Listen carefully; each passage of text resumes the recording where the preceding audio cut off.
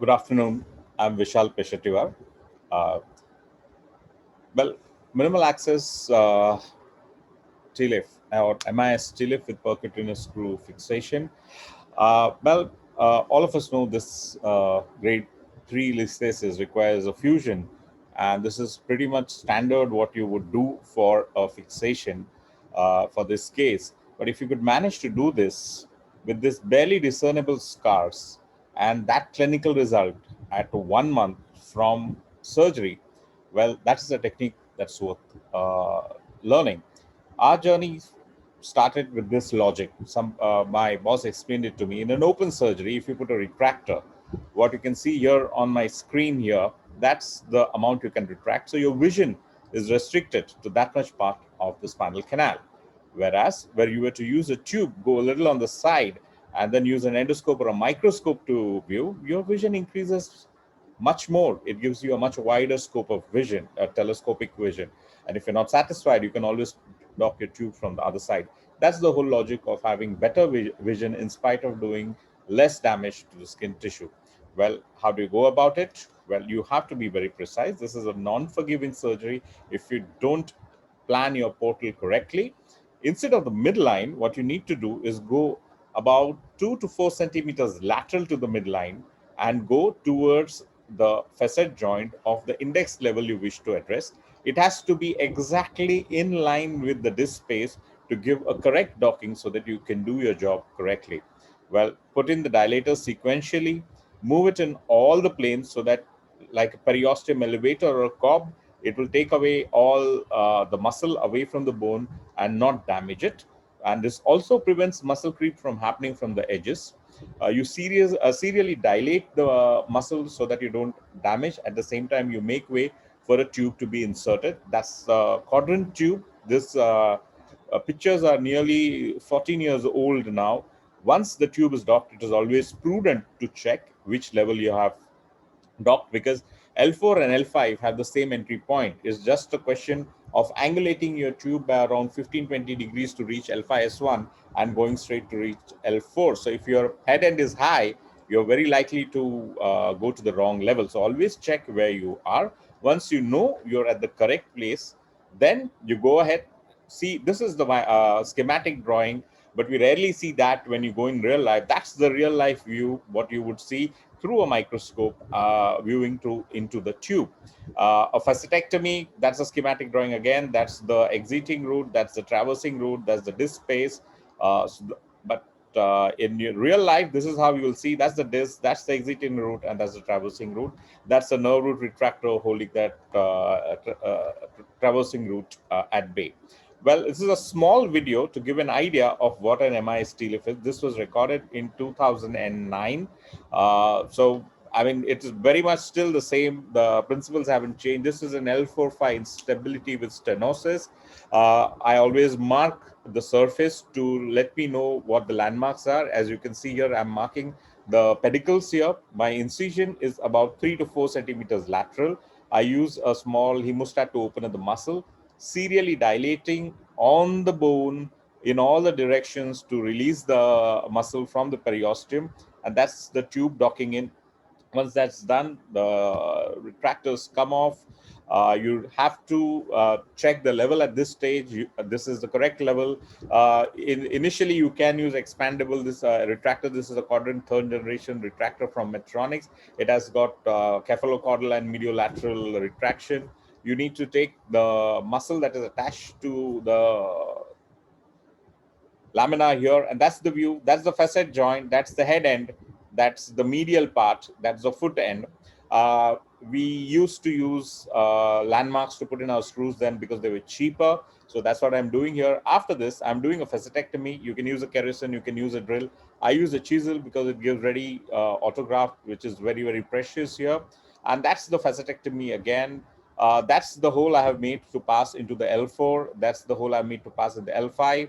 That's the medial, that's the lateral, that's the head end, that's the foot end. That's the ligamentum flavum, which we are going to take away. I'm using a 3-0 lumbar curette to separate it from the dural tube there. A little bit of lateral laminectomy to get more bone graft. That's the dural sac. That's the disc. That's the clarity of vision you should expect. If you can see the disc being cut very clearly with a number 15 knife, various instruments. You have to spend time doing discectomy. If you want it to fuse, you have to prepare it correctly. There is nothing like put in a shaver, rotate it, and put in a bone graft. Doesn't happen. You have to use curettes, you have to use rasps in opposite side, the downward side, the undersurface of the annulus, the opposite side of the annulus, so that you can get as thorough a discectomy as you can. We used to use rasp to open up the bony end place. We don't use that anymore. We definitely take a box cut so that you can put a right size cage inside. This prevents undersizing of the cage. That's the trial. Initially, you should always trial and see that you are putting in a right size cage there. A bone graft has to go through a funnel so that it reaches the correct area where it is to go and does not go away from the intended interdiscal space, intervertebral space.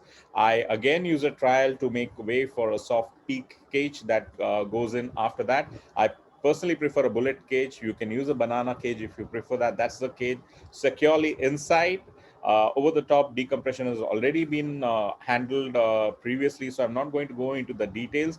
But yes, this is what you should expect. We usually tilt the table to the opposite side and then go over the top to do the decomp to the opposite side and confirm thoroughness of the decompression with a 3 millimeter ballpoint probe at the end of the surgery.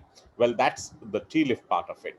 How do you put a percutaneous pedicle screw? There are certain things you should have without which you should not venture into doing a good doing a percutaneous pedicle screw. A very good quality C-arm, a better trained technician, because having a technician is changing every 6 months or a year is going to be very bad for you and your team, because the radiation exposure is going to be phenomenal. You need a good quality radiolucent table. You need radiation protection equipment, because it's very common to get cancers associated with excessive radiation.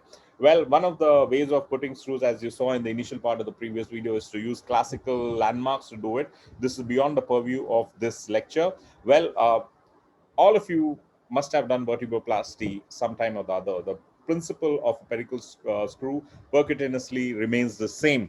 You have to understand, like very much like a vertebroplasty, if you have marked your pedicle lateral border on the skin somewhere here, you cannot start from that point to get inside, because your needle has to travel the fat, the muscle, before it reaches. So if you start at the point of the lateral margin of the pedicle that you marked on the skin, your needle is more likely to skirt the medial border of the pedicle. So it's always better to go 1 to 1.5 centimeter lateral to the lateral margin of the pedicle, and then take your incision. Nowadays we go about 3 to 4 centimeters to get a really lateral entry to our pedicle screw, but at least 2 centimeters lateral to the lateral border of the pedicle will ensure that you get a correct trajectory. So try to go a little lateral to the lateral mark. That's what you expect to as a correct one to get in. A screw that is going very straight will always impinge on the proximal facet. So your ideal entry point, as you can see on this image here, is in the outer quadrant and at 3 o'clock position, if you were to think of this as a face of a clock. So between 2 to 3 o'clock position is an ideal entry point for your Jamshedi needle. A lot of us think, why not put it more superior so that it's away from the exiting route? Well, my friends, you have to understand there's a facet joint there. And if you go any superior than a 2 o'clock position, you are going to have your tulip sitting on the proximal facet, which is unfused, and you're going to get proximal level arthropathy. So you need to be very careful about where you're entering. Another trick to remember is, I'm using this picture-in-picture image so that you'll understand this. So when this needle in the lateral projection has crossed the base of the pedicle, as you can see here, this has crossed the base of the pedicle, but it is still inside the medial border of the pedicle on AP. What this means is this needle is inside the pedicle and not in the vertebral canal. So this is one step. If you understand this, passing a pedicle screw via MIS technique is easier than putting an open pedicle screw. Remember, If your needle is still somewhere at the start of the pedicle and it's already crossed the midline, you're going to enter into the vertebral canal. So this is where you have to be very, very careful of your Jamshedi needle positioning. To reinforce again, your needle should have crossed the base of the pedicle, but still be contained within the medial border of the pedicle here, which means you are safely inside the pedicle and you can go ahead with the surgery. Once your needle is in, you need to put in a guide wire. This guide wire should not cross the midline, because if there's anything dangerous in passing a pedicle screw or in this entire surgery, it is this guide wire which, if it travels along and perforates the anterior border, it can injure the vascular or the viscous structures inside the abdomen. Once the guide wire is in, you need to tap. We used to tap right to the tip. Nowadays, we just tap the pedicle and come back out again. This is a small video. The hemostat here is marking the pedicle lateral border, and you can see my incision. It is about 2 centimeters lateral to that. I would recommend you go now 3 to 4 centimeters lateral. Put in a finger, feel the lateral aspect of the facet joint there, and then take your Jamshedi. Check this on the C arm, where you can see my entry point is 3 o'clock position. I banged it in. Now I'm checking in lateral. It is not, it's gone beyond the base, but it's still contained in the pedicle. That's when I put in my guide wire.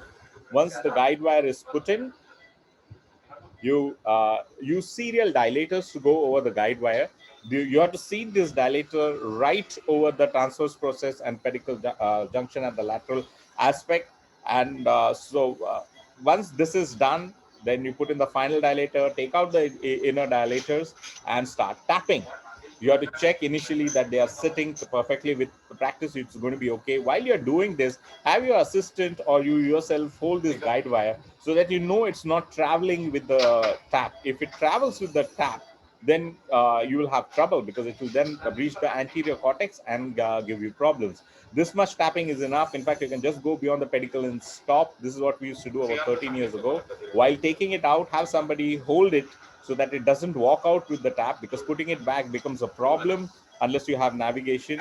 So that guide wire now is in place of a track that is going to take the screw. So that's the screw going in. Be careful. Make a generous incision here that is wider than the tulip of the screw. Otherwise, you'll have your I'm purposely doing this. We try to keep it small, but then that takes your adhesive drape inside, so you don't want to do that. Once your screw has passed the pedicle, you can take the guide wire out and then pass the screw inside. Be careful that there is no adhesive drape that goes in at this stage. I prefer to take the adhesive drape nowadays.